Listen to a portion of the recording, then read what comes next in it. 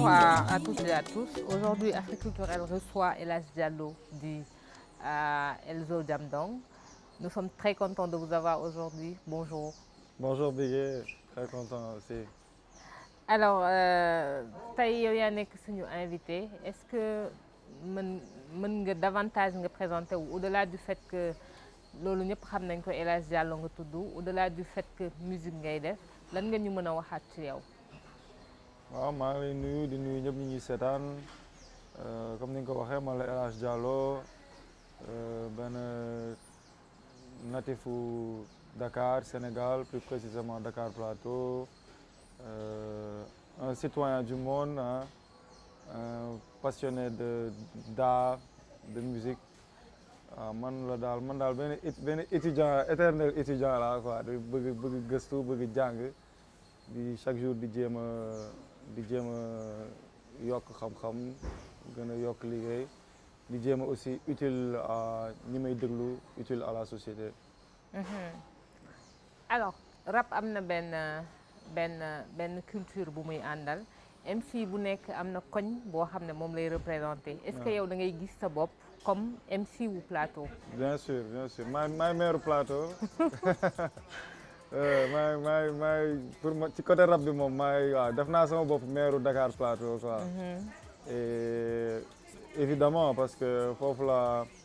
xamee lan mooy hip hop foofu laa njëkk demee ay concert foofu laa njëkk waaw découvrir hip hop am sama premier groupe affaire yooyu et mu nekkoon koñ boo xamante ne soo fa màggeewee à la fin des années 90 j'avais la chance d'assister à plein de grands événements au théâtre Sorano ay premier concerts yi gënoon mag yu ay PBS bi Daara J wala même les rappeurs étrangers bu ñu ñëwee foofu la ñu doon defee concert wala centre culturel français affaire yooyu. donc ma nekk booy bu ndaw am chance su loolu di xew sama koñ donc bien sûr que évidemment loolu dafa am impact bu bëri ci man. c'est ça qui m'a influencé et ça m'inspire encore aujourd'hui. Le fait de grandir au Plateau am chance que koñ la boo xam ne am na comme koñu Sénégal yëpp am na équipe nawetaanam am suñu ay asiko et en même temps noonu lay amee ay exposition yu bëri yu am Sénégal foofu lay xewee parce que koñ bu bëri galerie d'art la koñ bu am galerie d'artisans donc ngay romb chaque jour ay batik ay tissus africains ay artisans di ko defar sa kanam tout ça donc forcément ouais ça c'est ça qui m'inspire toujours donc mënuma ko fàtte mënuma ko dindi ci sama CV si je puis dire. Est-ce que loolu mooy expliquer aussi que peut-être deux premiers shows yu gën a mag yi nga def Sorano nga ko defee. Ouais absolument. mosuloo xalaat peut-être génn feneen génn sa zone de confort on va dire jéem a produire feneen fu dul Plateau. Non en fait c'est même pas ça c'est que mosuma sax xalaat ne man dinaa mës a jouer Sorano. C'est ça déjà au début c'était pas acquis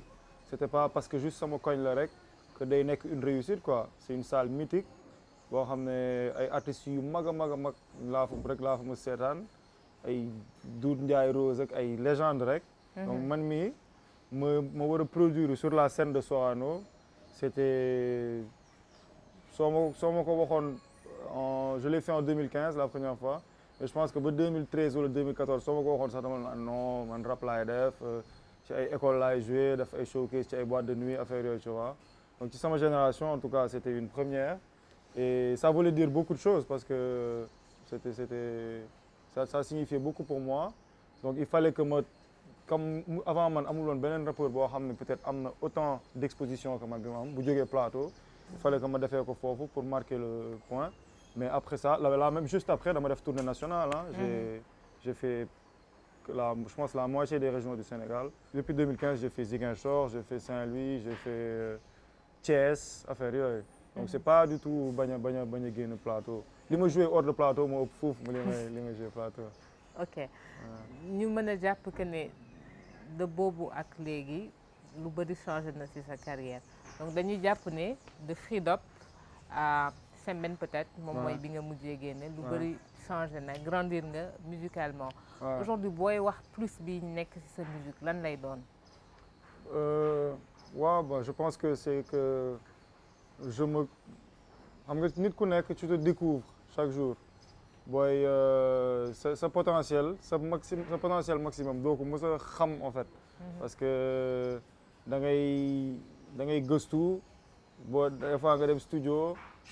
am dara loo xalaat nga dem tester ko du marché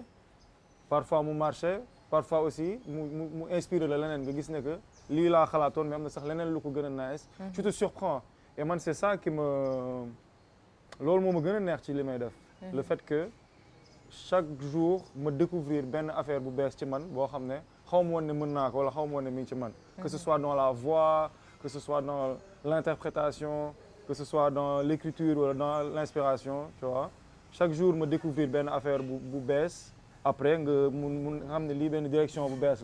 la nga exploiter ko quoi. Et ouais, il y a beaucoup plus d'expérience, plus d'organisation, un staff qui est là qui n'était pas là au début. Ouais, en gros c'est ça. Hein. Chaque fois que j'ai eu la chance bokk ci yenn projet yoo xam ne c'était pas forcément musical comme ay publicité wala ay documentaire ci plateau bi dama doon observer di gis di ci jàng di for ne ah ok lii la cadreur di def lii la maquilleuse bi war a def lii la chargé de production et cetera war a def et oui bien sûr après toutes ces années d'expérience c'est sûr que waa kii naa ci lu bëri jàng naa ci lu bëri. Musicalement booy grandir da ngay grandir di gën a ancré wu ci hip hop wala da ngay grandir di gën a am ouverture ci yeneen musique yi ak tendance un peu plus peut-être génn ci univers u hip hop. Bonne question parce que depuis le début j'ai toujours été éclectique et je pense que avant may génne projet ba di am public ba nit ñi di ma xam j'ai toujours été hip hop mais même avant may def son yi nga xam ne rap la pour ñëpp xam ko commencé woon naa def yeneen son ay électro ay di way toujours voulu ça parce que je suis beaucoup inspiré aussi par le reggae la dancehall mais donc bi ma nit ñi di xam avec un projet hyper rap et tout après dama yàkkamti woon wane aussi une autre facette de moi après j'ai sorti des sons de love de trucs chantés heureusement ça a marché nit ñi comprendre ne que Elzo c'est pas juste quelqu'un qui kick c'est un gars qui sait kicker bu dee rap rek la mais qui sait aussi chanter qui sait trouver des mélodies mais donc foogoon naa ne plus en avançant damay def ay il y a 4 ans par exemple je me disais l'album entre guillemets de la maturité bu ma nar a génne en 2019 wala 2020 c'est sûr que rap bi du ci dominer mais au final c'est vrai que damay gën di màgg di gën a ancré ci rap bi parce que musique la aussi buy évoluer parce que musique la boo xam ne les gens s'en rendent pas compte mais les flows évoluent niveau d'écriture bi on va jamais dire que les plus anciens sont moins forts mais domaine yëpp noonu la demee quoi ku ñëw da ci yokk mais léegi un boy qui commence avec juste 1 an de rap il peut t'écrire un texte boo xam ne il y a 15 ans ku defoon ay années ci rap peut-être doo am texte au niveau boobu tu vois donc ba léegi damay gën a ancré ci rap bi ça c'est sûr et ça me surprend man sama bopp mais terewul aussi j'ai toujours la curiosité d'aller explorer yeneen sphère musicale quoi. En parlant de niveau d'écriture ñu bëri boo leen waxee Elzo dañu jàpp ne bu ñu waxee tube ci Elzo jàngal ma napp lay doon et que techniquement ak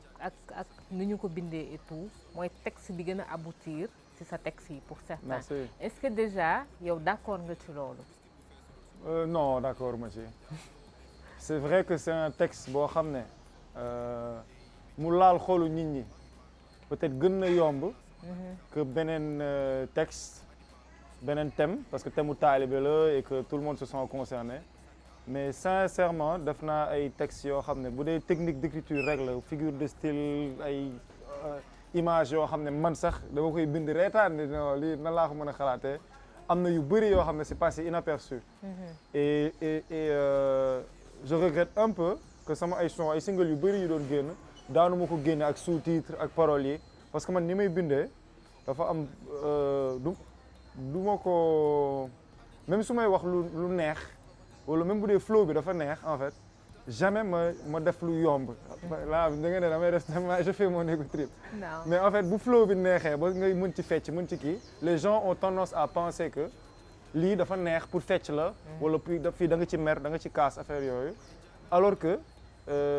un son boo xam ne ça n'a l'air pas sérieux des fois mun na ëpp fuuf ay figures mun na gën a riche textuellement quoi. c'est que jàngal ma napp thème bi moo yor dafa yomb comme je l'ai dit mu laal xolu nit ñi et ba pare bon je me mets dans la peau d'un talibé wax li seen dund seen jaar-jaar mais y a un son love qui s'appelle Bad Boy. bu may wax par exemple ay pare naa pour weer yëpp tous les mois nekk suñu lune de miel waaw doyal naa ci foo bi tax nga ba ma bëgg a lem. tax nga ba ma bëgg a toog quoi yaru te comme lem en français mooy miel.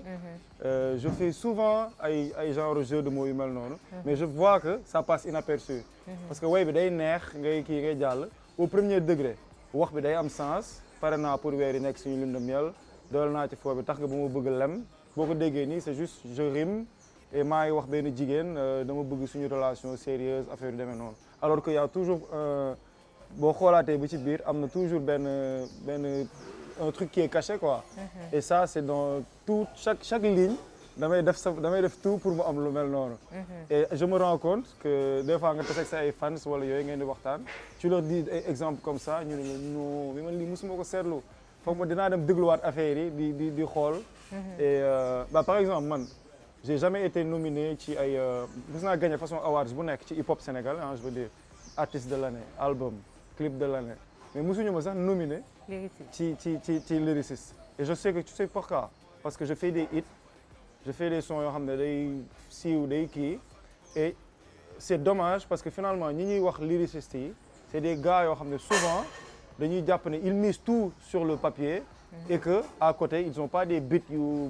booy di way wala est-ce que tu vois yu xaw a mën a commercial alors que on peut bien allier le côté populaire hit et un lyricisme profond quoi. comme quelqu'un comme Stromae le fait en fait. di def ay sons yoo xam ne day feccloo àdduna bi yëpp. alors que le thème est triste tu vois. mais est-ce que nekkul tamit ñiy def ëwët si fii dafa am fenn foo xam ne peut-être fa la ñuy yem ils sont toujours dans le rhythm and poetry. bëgg a déglu forcément texte bi ak poésie bi muy àndal et tout et qu'ils ne font pas forcément lien bi entre musique bi ak li ngay wax au lieu que ñu déglu texte bi dëgg-dëgg. rythme bi la ñuy déglu dañuy déglu musique bi. mais duñu bàyyi xel wala refrain bi rek la ñuy déglu. duñu bàyyi xel après ci li nga bind derrière. man je pense que non je pense que gars ils écoutent tout quand même parce que je pense mais je pense que li koy def mooy que quand tu es il y a tellement de gars aussi bon on va dire qui écrivent bien mais du fii kese quoi en général ci rap bu àdduna bi yëpp. ce qui est dommage mooy que dès que quelqu'un commence à faire quelque chose qui marche wala à être un peu plus connu inconsciemment tu te dis que peut-être kii léegi mi ngi def lu commercial alors que tu peux bien allier commercial et artistique quoi tu vois. et je pense que c'est ça qui fait que quand plus tu as de succès ñu jàpp ne que peut-être waaw reyatoo sa bopp voilà ci bind bi alors que man en tout cas li may neex ci musique mooy que mun na paraître comme tu dis dëgër bi ak nooy mun na paraître nooy alors que boo xoolee texte bi moo gën a profond fuuf beneen texte boo xam ne beat bi day ça cogne et que ci clip bi reetaanu ma tu as l'impression que je suis énervé alors que benn son mbëggeel des fois mun na gën a riche texte am que benn son rap ego trip quoi wala son rap engagé buy dénoncer. ok alors mën nañ ne bu ñu li ngay wax ci sa bind am taaru mbind mi mi ngi fi mais Elzo aussi c'est les clips et les clips bien faits. comme ni nga waxee am nga ay awards et on sait que ne gagné nga déjà awards ci loolu mais Sembène par exemple ça moom. peut-être artistiquement mën nañ jàpp ne fi nga ko jëlee sori na. Est-ce que mën nga ñu expliquer déjà processus de réalisation bi mais idée boobu nan la juddoo ba ngeen yegg foofu noonu. Ouais, merci pour la question. Bon, Sembène Ousmane, c'est un de mes artistes préférés. Si on est 3 artistes qui ont marqué sa life, dina ci bokk quoi. Moi ak Michael Jackson moom dina ci bokk. Après troisième bi xaw ma kan laa fay teg. Et ouais, donc yàgg naa ko cité, yàgg naa inspiré wu ci ay œuvres am. Boo xoolee un clip que j'avais fait bu tudd Une si longue lettre. boo xam ne le titre est inspiré de Mariama Ba. Le clip est directement inspiré de Xala de Sembène parce que Xala scènes yi ci ëpp 80% des scènes sont tournées à Dakar Plateau. boo fa màggee da ngay xàmmee scènes yi xam fii fan la immeuble bi nekkatu fa toj nañ ko leneen lañ fa tabax et tout donc ça me rappelle mon enfance. Et donc en 2020 j'ai fait un son qui s'appelle Antidote boo xam ne j'ai samplé le discours de Guelwaar xam nga. Sembène yàgg na ñëwaat ci samay œuvres de manière subtile. Donc en 2021 j'ai fait un son ne man maay Ousmane Sembène rap bi un son très ego trip très rap drill. À la base j'allais faire un clip ci mbedd bi ak ay copains tu vois. Un vrai clip de drill rap. Et au fur et à mesure clip boobu noonu dem nañ ba koy tourner donc yàlla lu gën rek lay def mu foire ma mer mu metti ma parce que dañu am fu ñu waroon tourner kenn ku ñu waroon jox autorisation foo suñu affaire yooyu donc plus temps bi di dem may dégluwaat son bi di non mais en fait Ousmane Sembène daal il faut que ma dem rek ci Sembène parce que j'osais pas en fait c'est tellement œuvre mi dafa pour man c'est tellement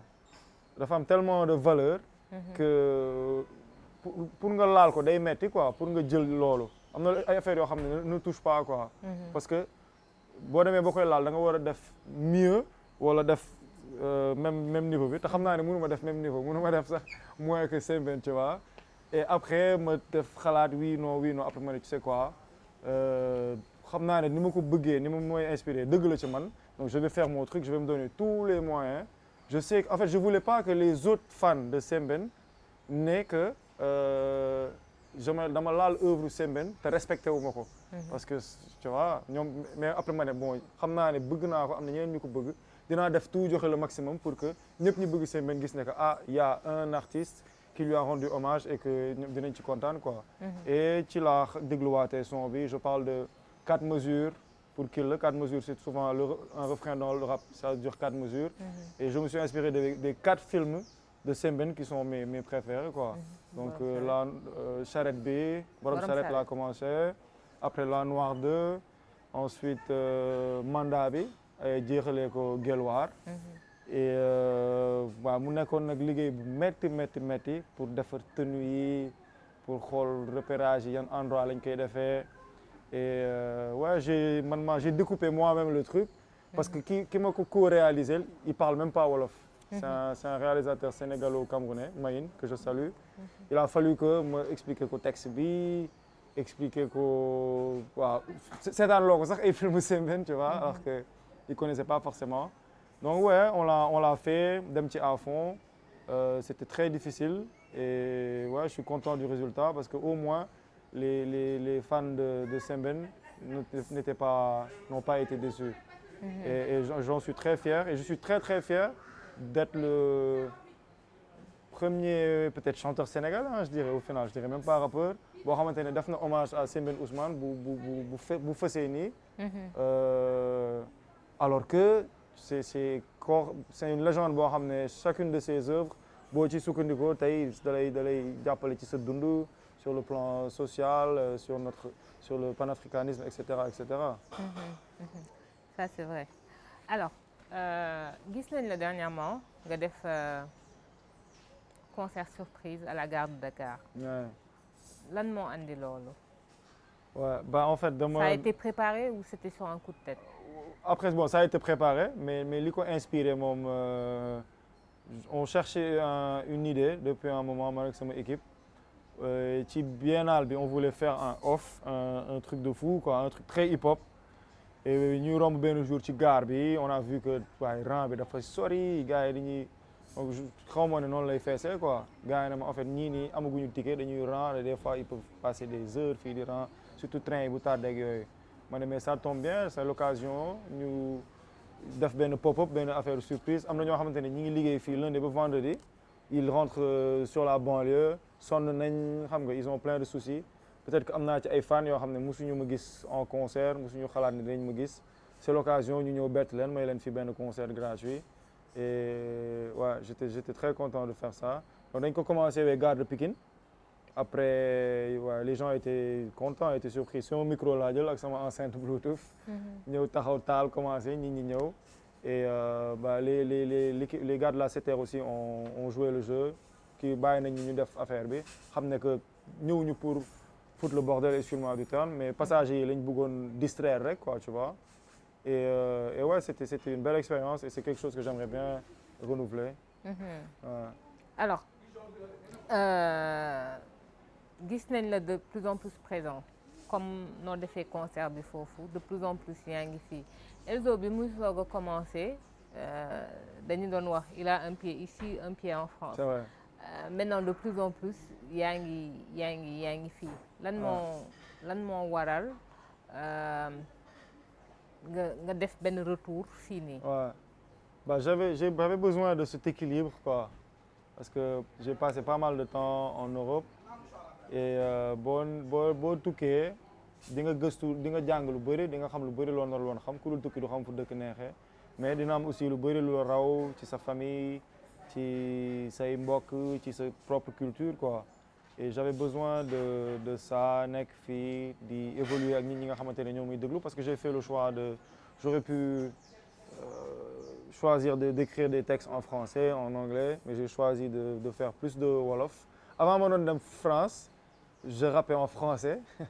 ma dem France di gën a rap bind en wolof donc tu vois c'est un paradoxe comme ça et ça montre qu'il y avait quelque chose qui m'appelait ici donc il fallait que ma ñëw jege samay fans ñoom ñoo gën a concerné ñoom ñoo gën a mën a comprendre li may wax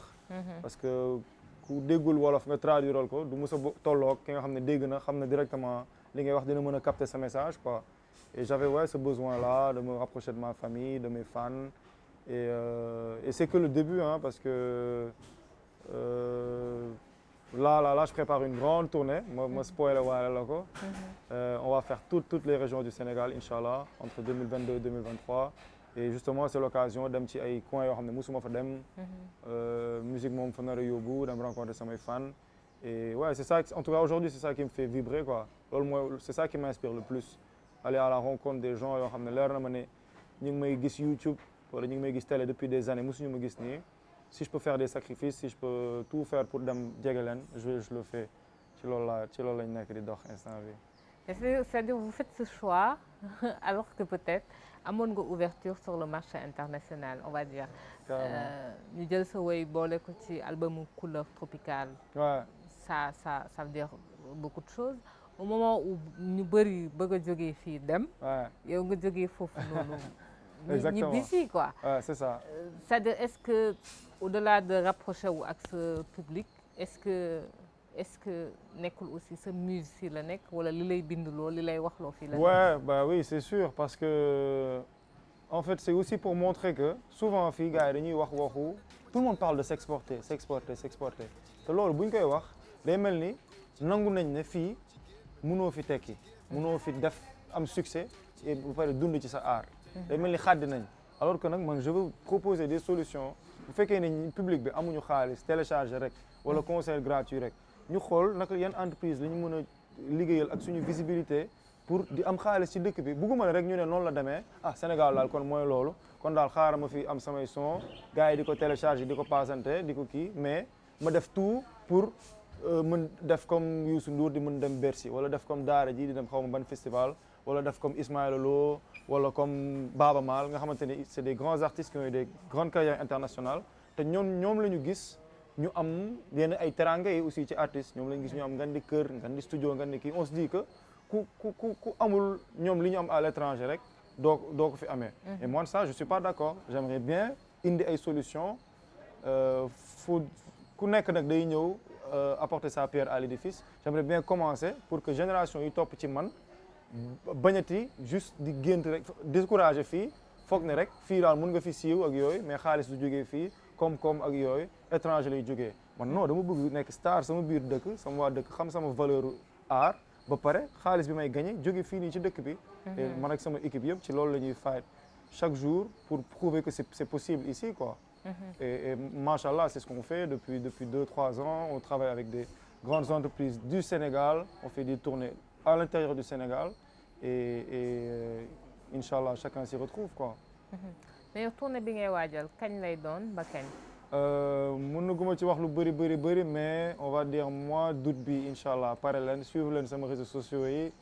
info yaa ngi ñëw waaw mois d'août bi inchallah ñu tàmbali fii ba coupe du monde bi moom du am taxaw marathon lay nekk. day dañ ànd fi ak def produit tournée boo bu xam ne kenn mësu ko def Sénégal loolu laa lay wax. day ànd ak produit bu bees wala. lépp lu bees lay àndal. ah lépp lu bees léppay bees micro bu bees scène bu bees. ok projet bu bees Elzo bu bees ak team Elzo bu bees inchallah rabbi. ok ça va être kii dama la cax nag.